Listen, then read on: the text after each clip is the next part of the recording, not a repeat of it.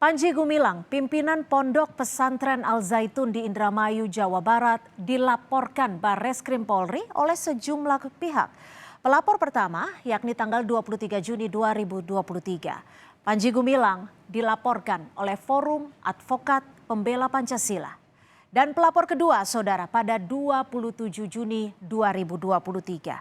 Pendiri Negara Islam Indonesia NII Crisis Center, Ken Setiawan. Keduanya melaporkan pimpinan Pondok Pesantren Al Zaitun, Panji Gumilang, atas dugaan penistaan agama dan melanggar Undang-Undang ITE. Gubernur Jawa Barat Ridwan Kamil menyebut hasil evaluasi Pondok Pesantren Al Zaitun akan disampaikan langsung oleh Menko Polhukam Mahfud MD pekan depan. Tentu saja kemungkinan hari Senin Selasa akan ada finalisasi dari pemerintah pusat. Nanti Menko Polhukam yang akan menyampaikan secara detail. Sedang dibahas, kemarin pun saya rapat ya bersama Menko PMK, Menko Polhukam, pembahasan sangat mendalam, tapi tunggu saja kalau tidak hari Senin Selasa nanti ada penyampaian secara komprehensif.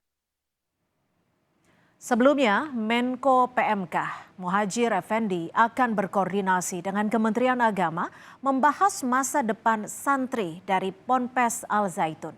Aspek pendidikan juga jadi sorotan penting bagi para santri. Tapi di sana itu ada saya kira sudah tidak sekedar pondok pesantren. Namun di sana kan banyak santri, banyak siswa yang harus kita selamatkan masa depan pendidikannya, dan itu yang nanti akan saya koordinasikan dengan kementerian terkait, terutama Kementerian Agama, yang kebetulan saya sekarang sedang menjabat sebagai Menteri Interim Menteri Agama karena Pak Menteri sedang melaksanakan haji, maka dalam waktu secepatnya akan saya koordinasikan.